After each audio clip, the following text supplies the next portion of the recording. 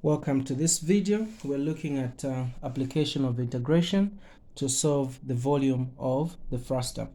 So when we rotate a function about the x-axis, what we obtain is a solid of revolution, and to get its volume, it is just given by Vx. Because we're rotating about the x-axis, it will be equal to pi, okay, integrating through the limits, maybe a to b, the part that we are rotating, then y squared, then dx. Okay, now how do we now apply this concept to find the volume of the frustum of a cone? Okay, so what we're going to do is to resolve the frustum. Okay, we're going to resolve it on the x or y plane. So we say this is my y-axis, okay, and this is my x-axis. So I have my x-axis, so I'm going to put the frustum on the x or y plane. So let's say it is like this now. Okay, so this is the frustum of the cone. So I know that from here up to there it's 14, the diameter is 14. Then just from here up to there it's going to be 7. Okay, and then from here up to there, okay, its diameter here was 14, so I know it's going to be 21. So up to here we know that it is 21. Okay, so what I'm getting here is that this line is being rotated about the x-axis to form the solid of revolution, which is the frustum of the cone. So all we need to do is to find the equation of this line. Okay, and the equation of that line is simply y is equals to mx plus c. So we just need to find the value for m and the value for c. For c, we can clearly see that the y-intercept there is 7. But for m, we need to find it. Now, we know that the height of this is 20. So we know that here it's going to be 0. Up to here for the height, it's now going to be 20. So if I want to find the gradient, I'll say I have this one as my run and this one as my rise. So my rise is going to be 20 minus 7, which is 14. And then from here up to there is 20. So meaning that my gradient is just 14 over 20, which I can reduce to be 7 over 10. Okay, so the equation is now y is equals to 7 over 10 x plus the constant, which is the y-intercept. As we can clearly see, it is 7. So I'm going to get this and substitute it in this equation. Since we found the equation now, we're saying Vx is now equal to pi there. The limits now, we're rotating from 0 to 20. So we're saying 0 to 20. Open bracket, and y we are saying is equals to 7 over 10 x plus 7. All right.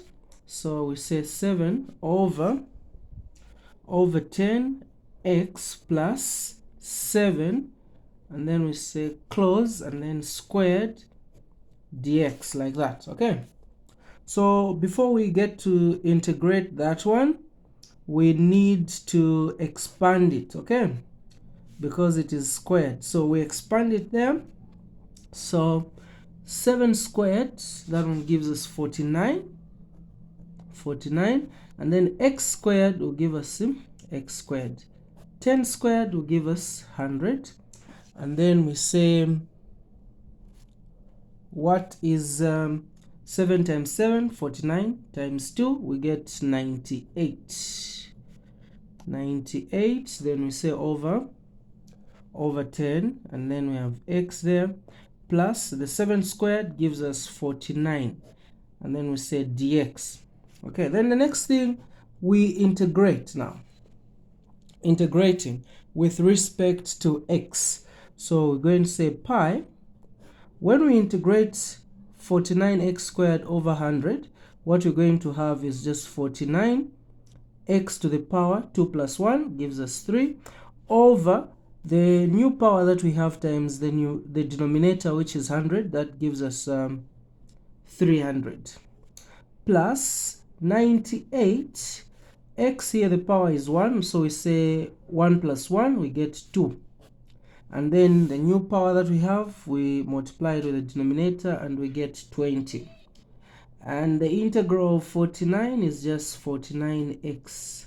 49x. And then we're saying our intervals are from 0 to what? 20.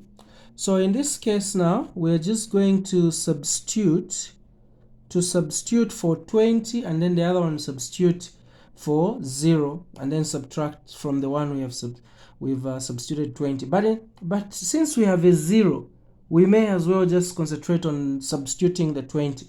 So substituting the 20, we have 49, and then where there's x, we put 20 to the power 3 over 300, then plus 98, where there's x, we put 20, okay, 20 x squared over 20 plus 49, where there's x, we put 20, like that. Then minus the other one will just give us 0, so we may as well just concentrate on this expression. Okay, so the volume is now equal to pi. Okay, where's my calculator? Okay, so all right, so 20 cube, then times that, then divide by 300. What we get is just 1306.66 plus that is 400 times 98, then divide by 20, so that one gives us 1960 plus 49 times 20, that is 490 by 2, that is 980.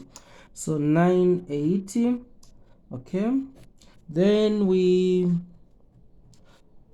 add these, and then we get 4246.66. okay, then multiplying by the pi, what do we get when we multiply by the pi, which is 3.142?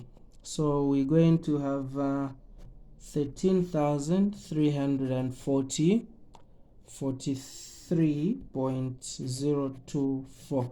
okay, so this is our volume. So we're saying volume of the frustum is equal to this. Okay, 3. Okay, now say centimeter cubic. So that is our answer. I guess you can use any other method and see if you get the same answer. Thank you.